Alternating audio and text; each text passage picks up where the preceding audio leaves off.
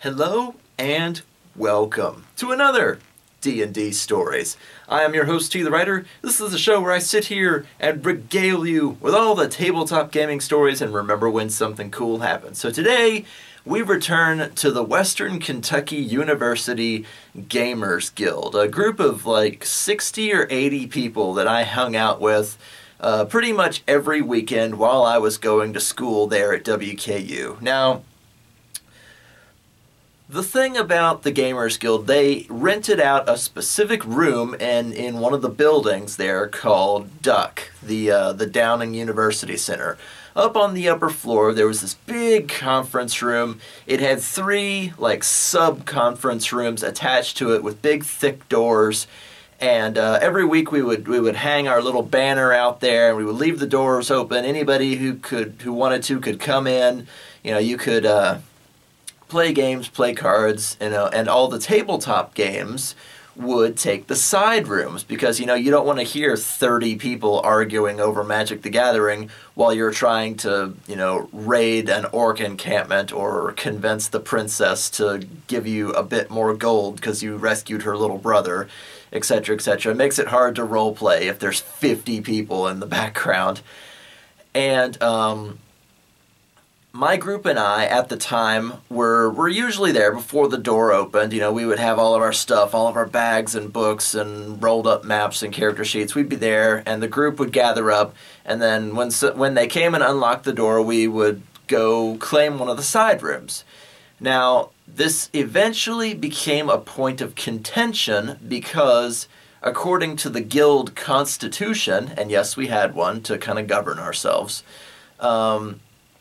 the rooms were first come, first serve, or you could reserve one 2 weeks or more in advance.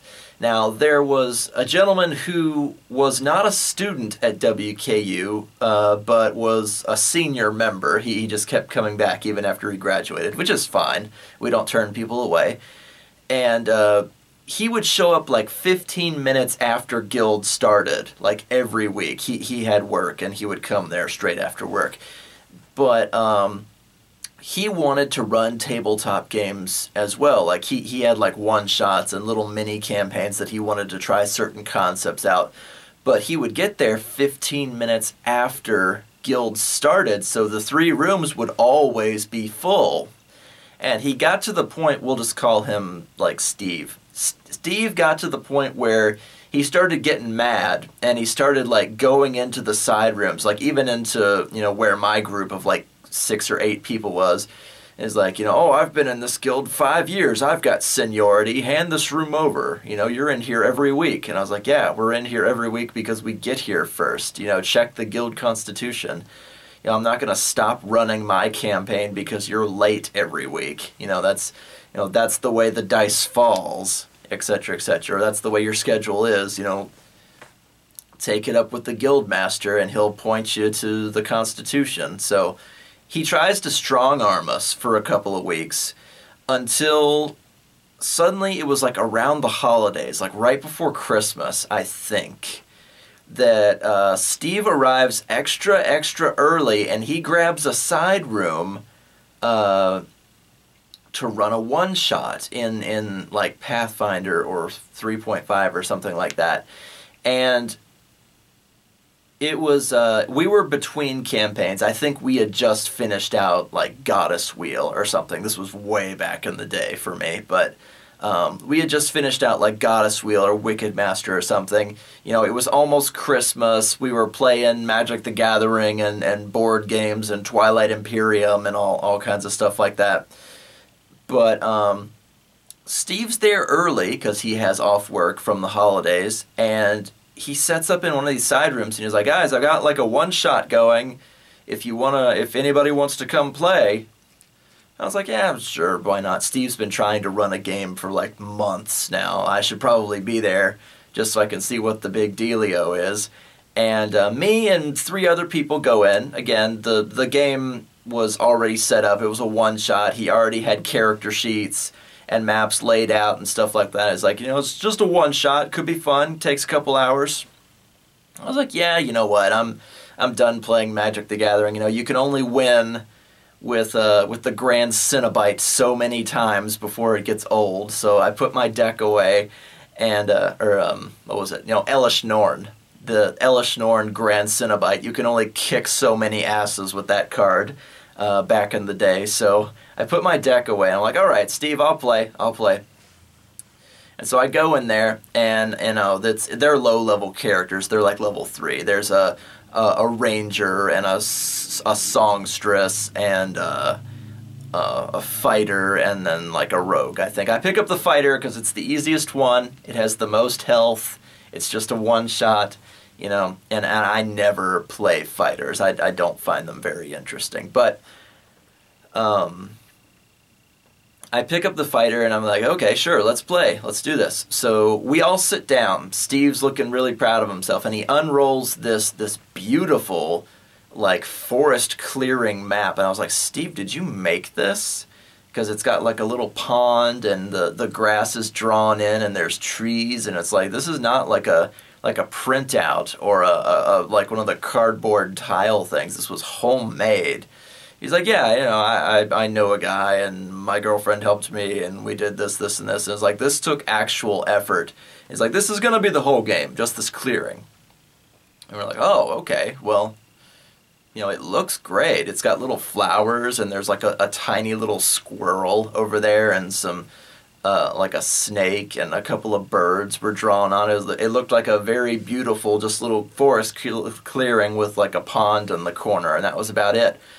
But, I can dig it. If it's a one-shot, you can throw it in the middle of a forest. If we're at an encampment being attacked by orcs or magical beasts or whatever, if it's just going to be a couple hours, it kind of makes sense. You don't want to design a giant dungeon for a one-shot.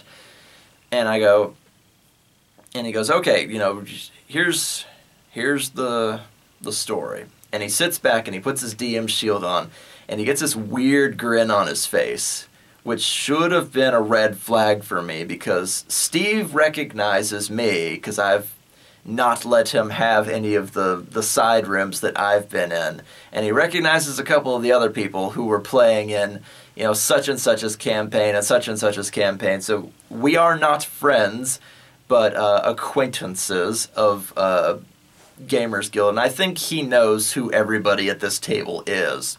Little did I know.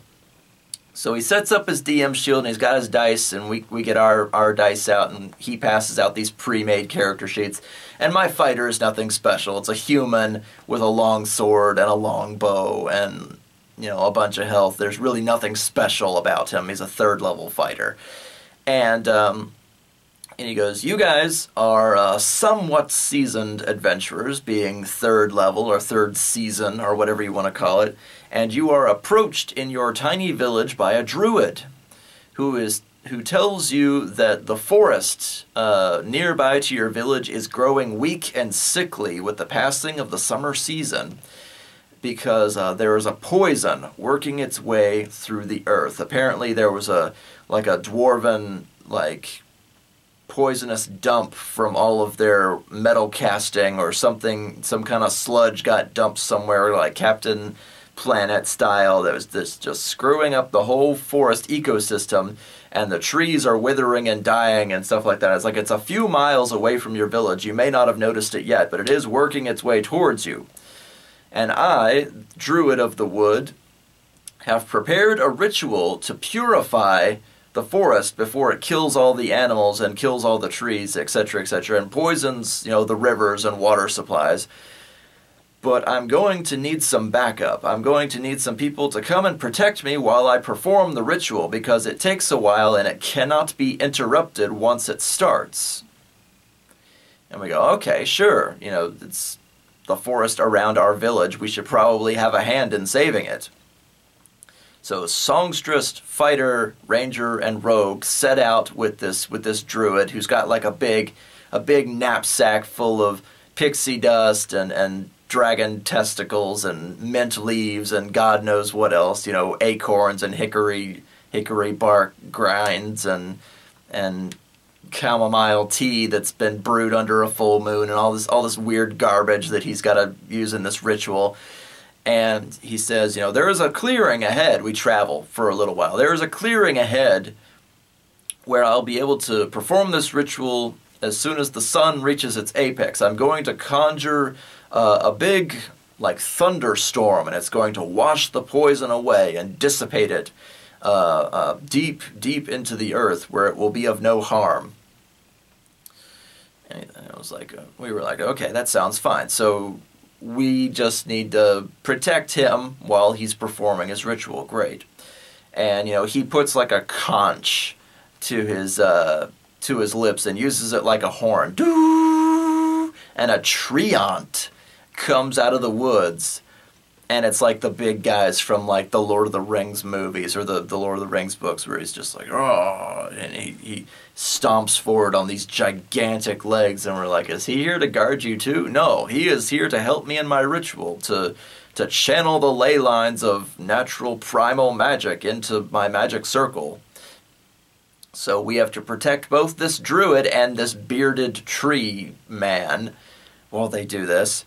And we're like, okay, well, we'll just set up a perimeter and let him do his thing. So we've got, you know, a ranger with his longbow. We've got the rogue who's got, you know, all of us have bow and arrow, basically. You know, that was kind of a given that we would have a big open space. So we should probably all have ranged weapons.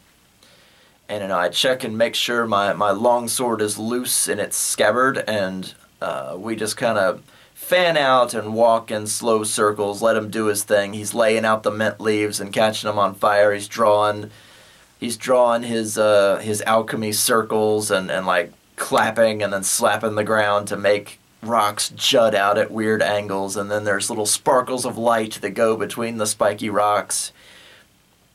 And the treant is like raising his arms and like swaying back and forth with the breeze, doing his tree thing. And it suddenly kind of occurs to us, it's like, why does he think he's going to be attacked? He was like, oh, well, maybe some of the animals have been corrupted by this poison. And right about then, our ranger sees a dire badger, like, wandering by, like just inside the foliage or the tree line. And the ranger's like, God, I'm bored. I shoot the dire badger. And I was like, are you crazy? And he shoots this dire badger, and of course it turns, and it's like, and it launches itself out of the tree line at Mach fucking 10, because it's a corrupted dire badger, and those squirrely little bastards will take your face off. And it jumps onto the ranger's face and starts tearing him apart. And I was like, oh God. And we switch to our melee weapons, and we rush in to save our stupid ranger's ass because he was bored. And as soon as we manage to kill this dire badger, 2 more dire badgers show up. They see the body, they charge straight in, much the same. Rah! It's like, do you know what a honey badger is? He's like, yeah. It's like, this is worse. And it's corrupted or whatever by this poison, so it's even worse than that. So, you know, what have you done, you stupid asshole? So we fight these dire badgers. And again, we're level 3, so we have no business doing this, much less with whatever bonuses they're getting from this corrupted poison bullshit. And we kind of glance over our shoulders, and the druid guy has like thrown his robes off, and he's like dancing naked with a laurel of leaves and twigs in his hair. And, you know, there's not really any reaction from the atmosphere yet, but he's supposed to conjure a rainstorm or something. We're like, this is going to be a really interesting day. And Steve, behind the DM shield, goes, just as you are killing off the last of the dire badgers that attack you, you see some strange glowing eyes in the darkness of the canopy of the wood. And we're just like, what is that?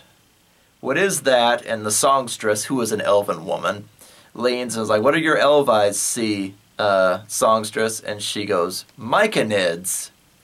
We go, myconids? Myconids are mushroom people. So if you've ever seen, like, Dance of the Sugar Plum Fairy from, like, Fantasia way back in the day, just like these squat little angry-looking mushroom men, they only come up to your knee.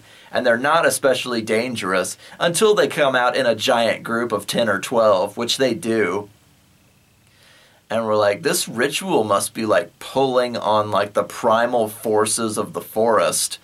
and these animals and creatures are all corrupted, and they don't want the corruption to be like cured and make them weaker again or something, or they're just like bound by evil magic to protect this corruption. So they make a beeline for our druid guy, and our rogue pulls all of his throwing daggers, and he's like, daggers, brah, you know, fan of knives, brah. And kind of puts a stop to some of them, but again, there's so many, there's like a wave of these things. So it becomes like druid tower defense, while the giant treant is like swaying back and forth, pulling on the primal forces of the forest, while our druid is sprinkling pixie dust and starting a little campfire and throwing holly leaves over like a mandala made of like pixie dust and other crap like that. Is like, this is a complicated ritual, but by God, it's gonna rain. And we fan out as best we can, because they're basically just beelining for the druid, and you know, they're myconids. They're about as tough as goblins. They're not especially powerful, but there's so many of them, and you know, X number of D20 throws, we do get a lot of damage done to us, and eventually great big myconoids start coming out, and the big ones are really dangerous because they can drip with poison. So a giant, poisonous, corrupted myconid, imagine the freaking stat block that goes with that, but they kind of lumber in out of the tree line, bah! And we're like, oh, what bullshit is this? So we pair off the fighter and the songstress, and then the ranger and the rogue. There's two of these big myconids, and we go and we fight them as well, and we're taking shit tons of damage because just monster after monster after monster, just all kinds of stuff. And then more little myconids come out. I was like, what bullshit? Is this just going to be a marathon fight? You know, druid tower defense while this guy's dancing, and like he grabs like a big sheaf of wheat and catches it on fire and waves it around and makes smoke signals, and you know, clouds are starting to form and roll and turn kind of gray, but you know, we are fighting for our lives at this moment. We're burning potions and like swinging our swords around because the mushroom people don't have like super high armor or anything like that, but sheer number enough is wearing us down. And then there is a silence, and we're like, oh God, finally, thank God, it's all over, there's nothing else, he's almost done with his ritual. You know, it's getting dark, the sun is being blotted out, the tree guy is still swaying back and forth, there's a big breeze pushing the trees around. You know, we can hear the purr, the roll of thunder in the far distance over the mountains. We're like, yeah, it's going to rain pretty good. Wow, it's getting really dark.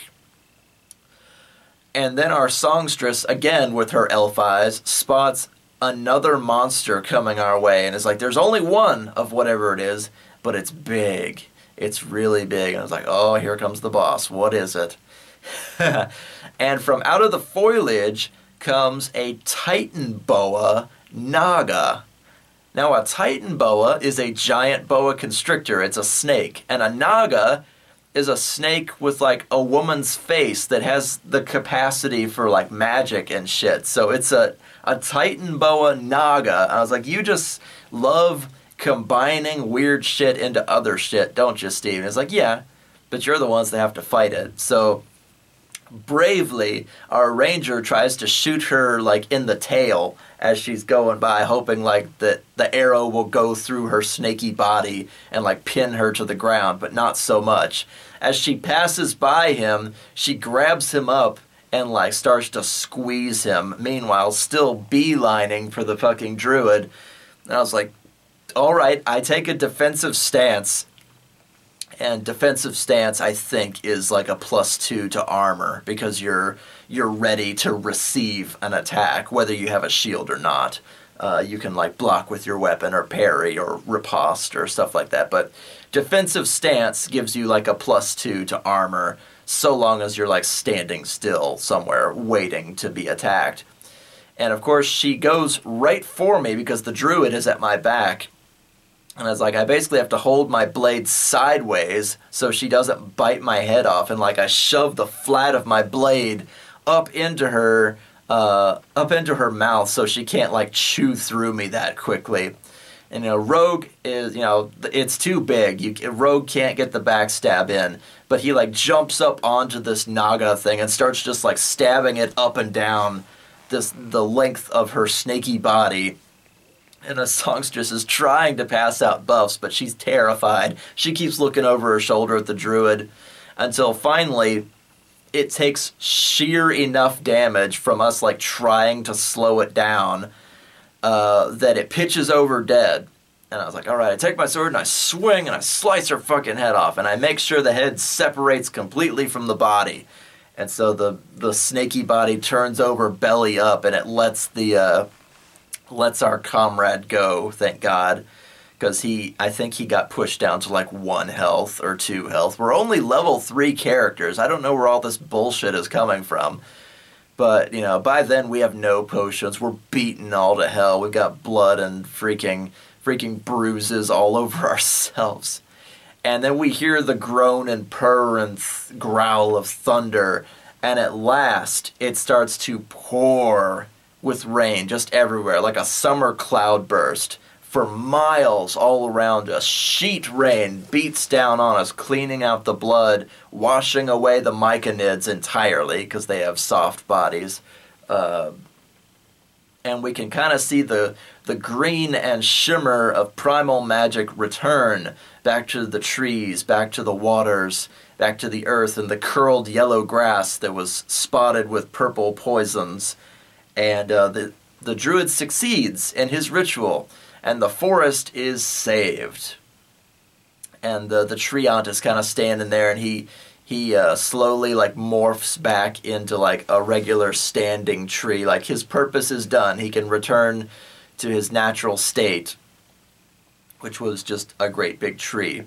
And his face and his beard kind of disappears. He turns back into just like a regular standing tree. And the Druid stands there. He's like covered with sweat, and the rain is beating down on him. All the symbols that he drew on himself with like tree sap. He's standing there naked. He's like, well, we have done it. We have saved the forest. You all have done so well. And he kind of looks at this battlefield that has occurred around him. Like he put such implicit trust in us that he was not paying attention to what was happening around him. Probably all the better, because he needed to actually finish his ritual unimpeded, uninterrupted. But he looks at like all these dead dire badgers and myconids and giant myconids, and then the Titan boa Naga, and he's like, holy crap. It's a good thing I brought you guys with me. They would have shorn me limb from limb, sure as look at me. And I was like, why does this feel so familiar? And I look at my fellow players, and I look over at Steve, and I was like, just this situation, why does this feel familiar? And it's like, well, either way, you guys are heroes. Here's 1,000 gold pieces for you guys to split amongst yourselves. And, well done to have saved this portion of the land from this corrupting poison. So the Druid takes us back to the village, back to like the tavern where we started, and he bids us farewell and his eternal thanks. And he kind of turns with a swish of his robes, and he disappears back into the wood from whence he came. And it's starting to bug me, and I'm like leaning, I'm like resting my chin on my fist. I was like, why does this sound so familiar? And Steve, who has this same shit-eating grin on his face, he's playing on his phone, which is weird to see a DM do, but he's playing on his phone, and he pulls up YouTube, and he turns it over, and he shows us this video, a video that is from very early in like the Newgrounds / YouTube era of the internet, and I'm dating myself just talking about it because I recognized it.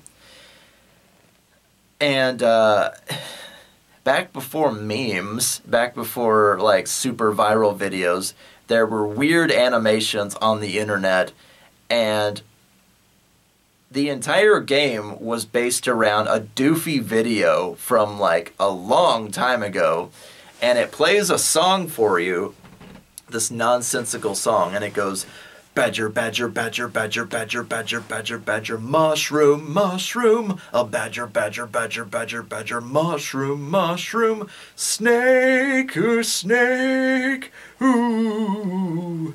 In fact, you know, once you're done watching this video, just type badger, badger, badger into the YouTube search thing and look at this thing. It's old. It's fuzzy. It's not very clear at all. The sound is bad. It's like a really like early internet's video. But he based the whole damn game around that stupid song, and he thought that was the funniest damn thing he'd ever done. I was like, God damn it, Steve. Come on, man.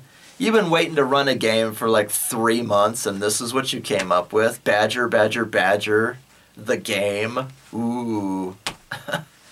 And it was just like, and Steve ran games after this. He ran one-shots. He ran, you know, and I, you know, after that I was like, you know what, I'm never sitting at his table again, because if he bitches and moans and complains and tries to strong-arm people out of these side rooms that we got for being here first, you know, first come, first serve, and, you know, you finally get to sit down and run your own game, and this is what you bring us? My God. But no, it was super funny to him.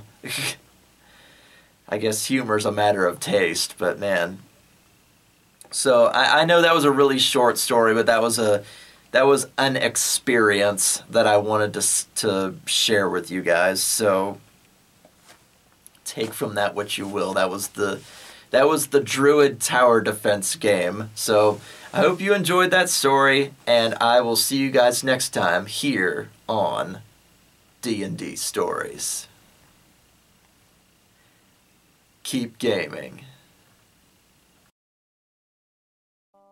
Hi guys, T here. Remember to hit that like button for me on your way out. If you'd like to see artwork and maps from my gaming table, check out the D&D Stories Facebook page. Also, I have a Patreon if you'd like to toss a few gold pieces into your humble bard's hat. Links in the description below. Keep gaming!